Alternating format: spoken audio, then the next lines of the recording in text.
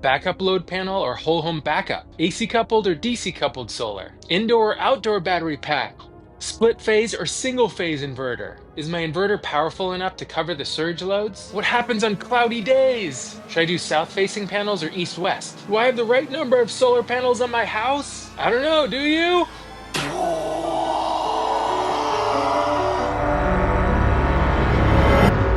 Okay.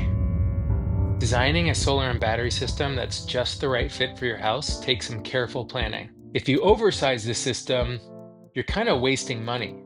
And if you undersize the system, you could be sitting in the dark when you need power the most. Today, I'm going to show you a clear step-by-step process for designing a system that meets your needs. In this video, I'm going to give you a free tool that can help you design a solar and battery system for your needs. So click the link below and download the Excel tool so you can follow along with me. Okay, here we go. So I've created this Excel tool to help you design your solar and battery projects.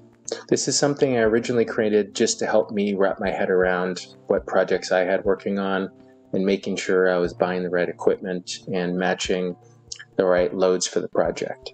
There are a lot of moving parts here when building a solar and battery system.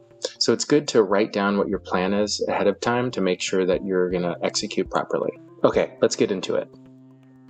The first tab here is the About page to find out more instructions about how to use the tool and a little bit more about me. If we go to tab 1, the load calculations, this is a place to put down all the different loads on your project. Most people skip this step and they really regret it later. The important thing is to start by listing your biggest appliances first. So think about your large electrical appliances, like a well pump, like electric hot water heaters, electric heaters of any kind, air conditioners, those types of things. And note down their wattages. You also want to note the number of phases. So when you see 120 volts, that means single phase or one phase. If you see 240 volts, that means two phases or split phase. I made a list here to just put 2 or 1 phases depending on what kind of voltage rating that you have. This is helpful and important when choosing an inverter. There are some inverters that are single phase only, so you won't be able to use the 240 volt appliances on it.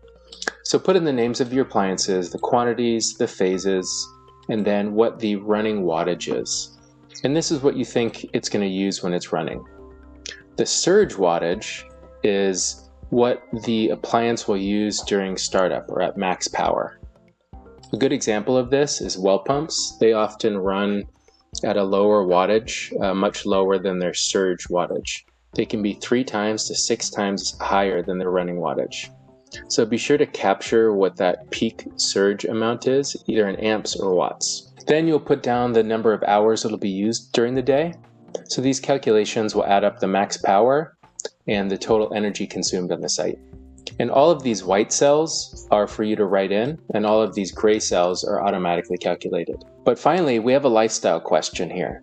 I have a column called Essential with yes or no. So let's get real about your lifestyle. Do you want a minimalist off-grid cabin, or do you want a luxury home with a hot tub and an EV charger and be able to power everything? Some people want the lowest cost solution possible and want to cut every corner that they can, and some people just want to get the best system that will electrify their entire home no matter what. So it's up to you. If you want to make everything essential and put yes, that's totally fine, do it. If you're looking for ways to cut costs, you might want to figure out what's essential and what's not essential. This helps you choose later what maximum battery capacity that you need. Now when you click on the PVWatts tab, you'll see a link up here for PVWatts. Click on that, it'll take you to a website. The PVWatts calculator is a free tool that is put on by NREL, and it's very good for figuring out how much solar you can harvest from anywhere in the United States. You can plug in the values around your PV array, and it'll automatically calculate how much energy you can produce per month or even per hour. You plug in your location, your roof tilt, your azimuth, and it'll give you a daily average and a monthly solar production. For grid-tied systems, plan around the annual average, but for off-grid systems, you need to design and size for your worst-case winter production. Once you've plugged everything in, you'll get to a results page. You'll scroll down and you'll click on Download Results Monthly. When you click on that, you're going to get a CSV file. Open up that CSV file and copy and paste it into the PVWatts tab.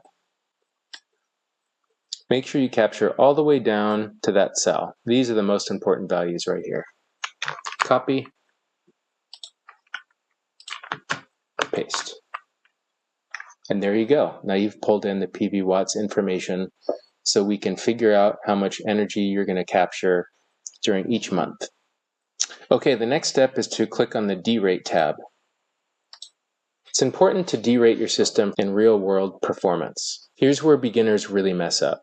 They assume perfect performance, they assume too much energy can be produced from solar panels, and they assume that the batteries are going to work with perfect efficiency. In the real world, you're always going to lose power to inverter inefficiency, wiring, shading, heat gain, all sorts of things. One of the biggest problems is people overestimate what their system can actually produce. And batteries have a round-trip efficiency. Lithium happens to be a lot better than lead acid, but still, it's not 100%. So always apply some form of derate factor. So if you're unsure, just use the default values in my free tool. Okay, and finally, we have the summaries page.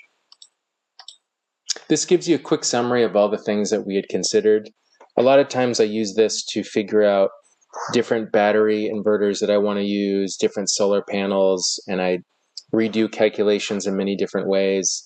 And I print out this page to kind of figure out what's the best scenario, and I have different versions. So what's helpful is it captures kind of all the information that's important for the project into one page. And if you print this page, let's go to print.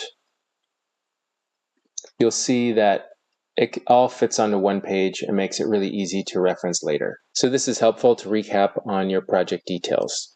Okay, so put it all together, your recommended battery capacity, your inverter ratings, your PV array size. So double check everything. Does it meet your needs without being oversized? That's really the question here. A balanced system is really the sweet spot. If you're unsure, sure, oversize the system. And if you're unsure and you undersize it, that's going to be pretty problematic. So you want to find that sweet spot. Okay, now you know the exact process for designing a solar and battery system for your needs. A well-designed system means reliability, efficiency, and cost savings. And to make this easier for you, I've made this design tool free for you guys to download. Just click below and sign up for my newsletter, and you'll get a free link to download this Excel file. The link is in the description below. I'm Solarjoejoe. I'll see you in the next one. Don't forget to like and subscribe. I almost forgot. So don't forget. Thank you. Solar, solar, solar, solar, solar, solar.